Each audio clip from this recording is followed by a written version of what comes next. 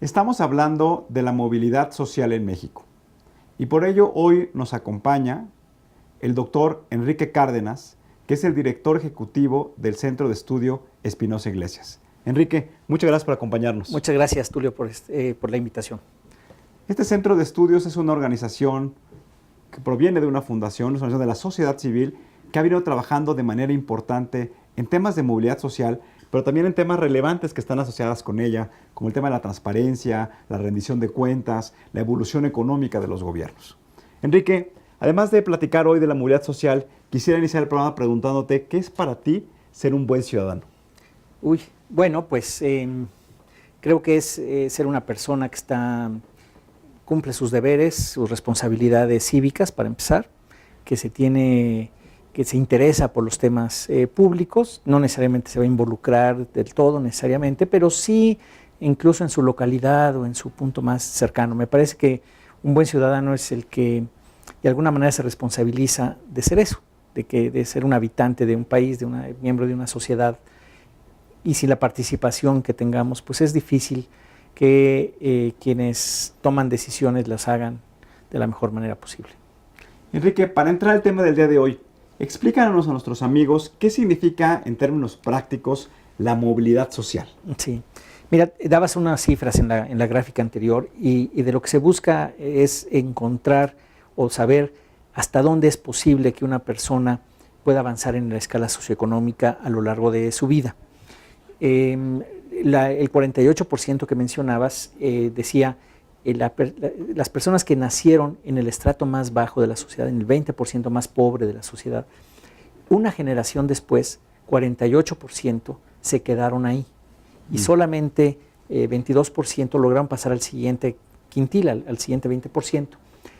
El primero y el segundo se parecen mucho en términos de ingresos, de modo que lo que significa esa gráfica es, y esto es la falta de movilidad social, como una persona que nace en el 20% más pobre de la población, 30 años después, 7 de cada 10 van a estar ahí todavía. Es decir, es un tema de que se está acrecentando la pobreza y está perpetuando en ese estrato de la sociedad. Digamos que se está perpetuando, es decir, a diferencia de las medidas de pobreza o incluso de desigualdad, donde tú dices, bueno, hay 550 millones de pobres, por decir. Aquí lo que te está diciendo este trabajo en buena medida son los mismos, son las mismas personas. Es decir, hay prácticamente una herencia, se está heredando la pobreza. Y bueno, lo que nosotros hacemos en el CEI es precisamente encontrar las causas de esto, encontrar también cuáles son los motores para que esto no ocurra, hasta dónde se debe a políticas públicas, hasta dónde se debe a acciones, a decisiones propias de cada familia o dependen de su contexto. Y en ese sentido, lo que se comentaba en los testimoniales, tienen razón. Hay cosas que dependen de lo que son las políticas públicas, por ejemplo, el acceso a la salud, el acceso a la educación, y hay otras que dependen de las decisiones de cada quien. Ya. Es decir, voy a estudiar hasta dónde, tengo opción, pero no quiero estudiar más, o me quiero preparar más, o el abuelito le dice, no, la nieta no va a estudiar porque ya se tiene que quedar en la casa, por ejemplo, ¿no? Entonces, hay decisiones que dependen tanto del sector público, de la política pública, y hay otras que dependen de las personas y de sus familias.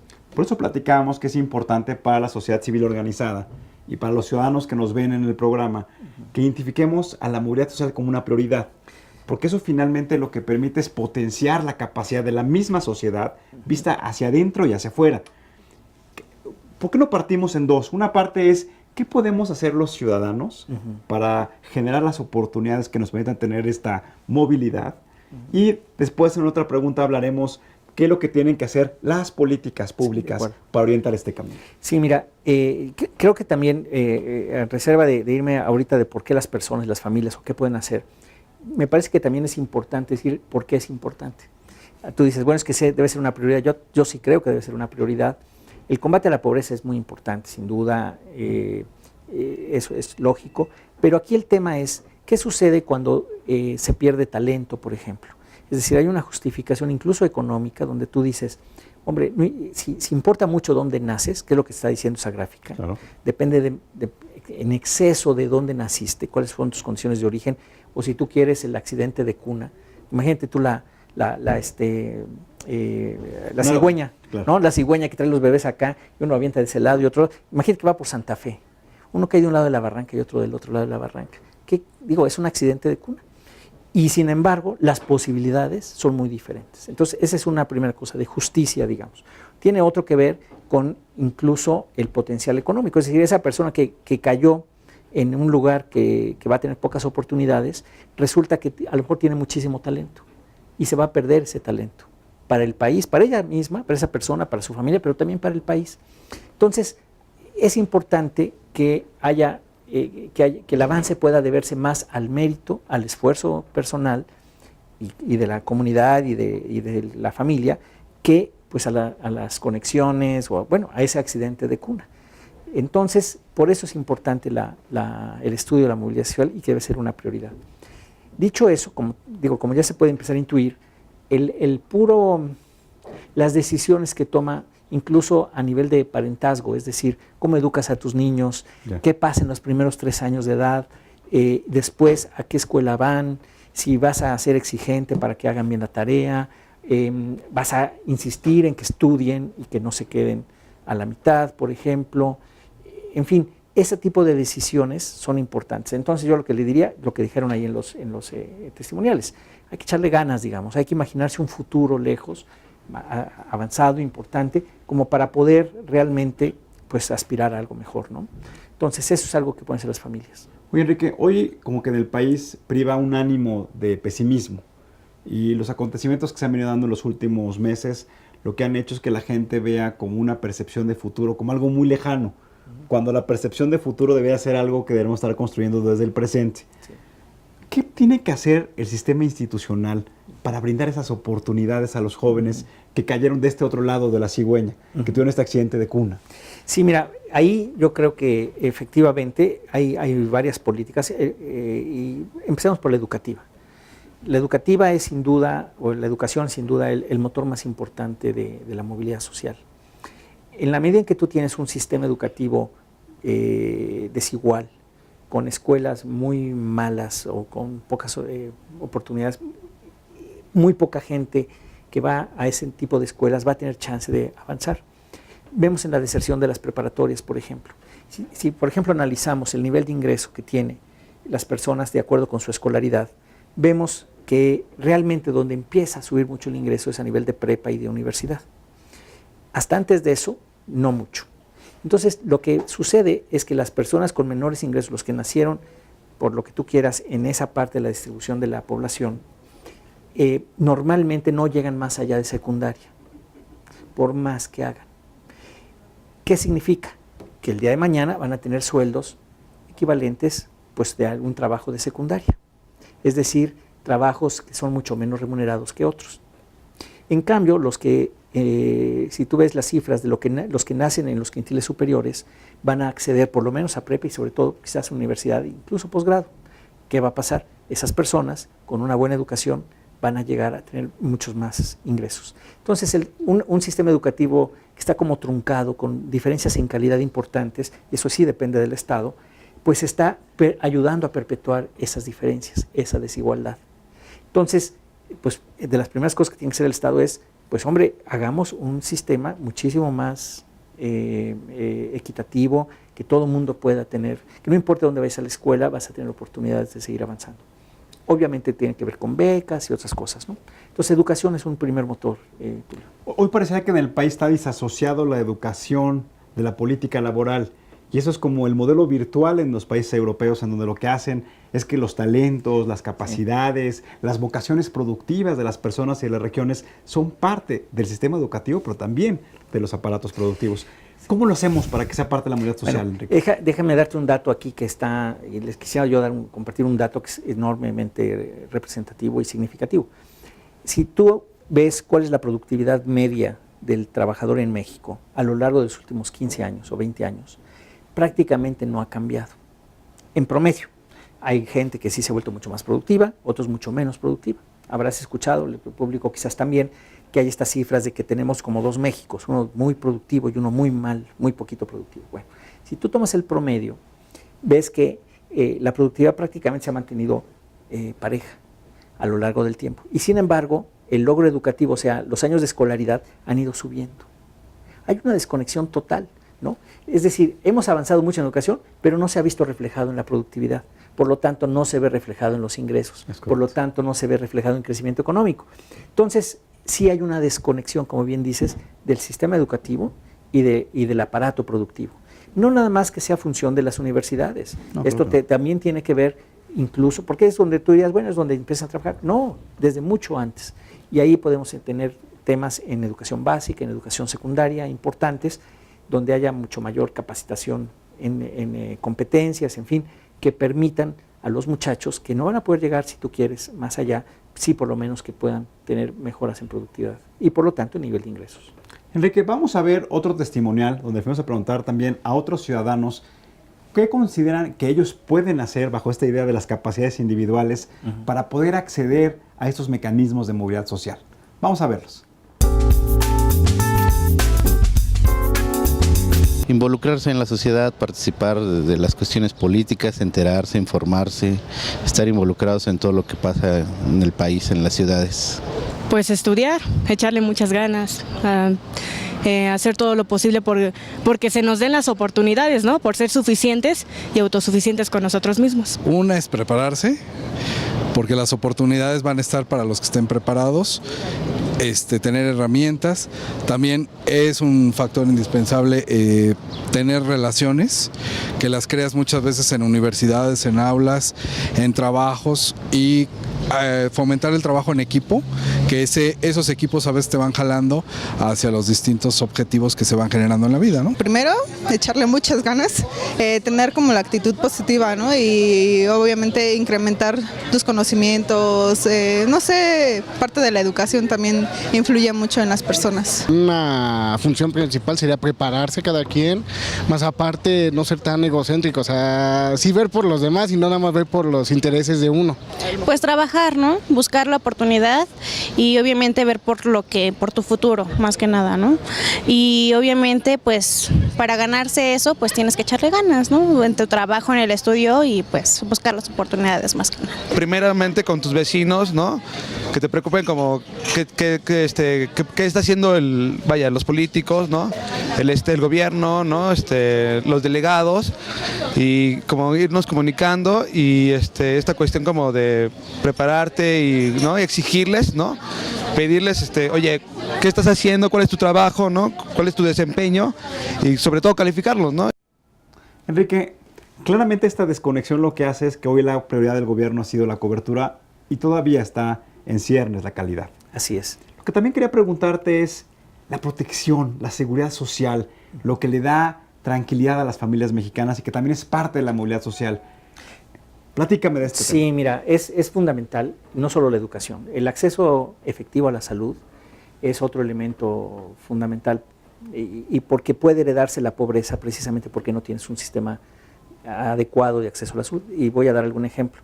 Imagínate tú, por ejemplo, que está en una familia, el padre tiene un problema de salud y pues todo el mundo le tiene que poner dinero a poder pagar por eso.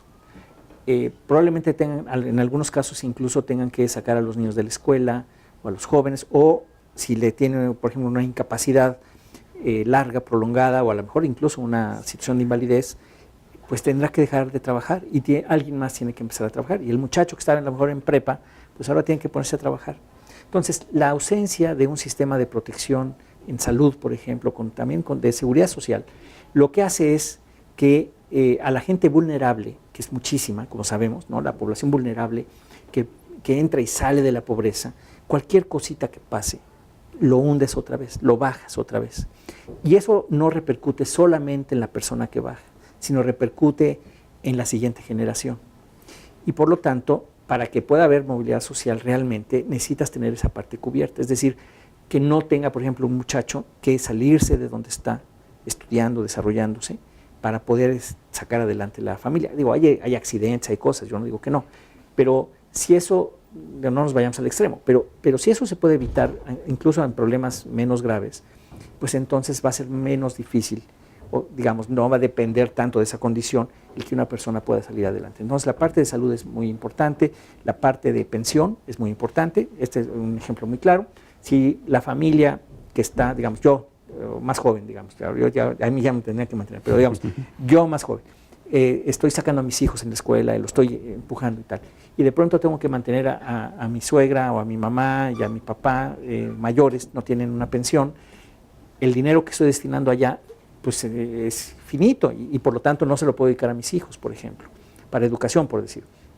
Entonces, el tener una pensión básica serviría también para que no se pueda estar heredando la pobreza, porque aquí y la desigualdad y por lo tanto la movilidad social. No sé si me estoy explicando. Sí, claro, eso, ¿no? sí, la claro. gente no sale. ¿Por qué? Pues porque tiene que estar gastando por otro lado. Son como barreras que se van son. poniendo y que lo que evita es que no las puedes tú saltar. Absolutamente. Son obstáculos que incluso tienen que ver con el sector financiero, por ejemplo.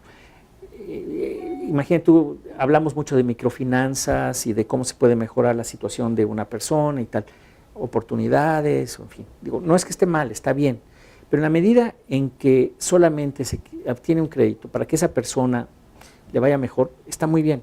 Pero si se va a quedar ahí, si va a mantener una productividad relativamente baja y no va a ser no va a permear ese beneficio de la persona con sus empleados, por ejemplo, porque a lo mejor no tienen elementos para seguir adelante. Entonces, si bien se ayuda a una persona, no se ayuda a los otros y por lo tanto la productividad va a seguir siendo baja.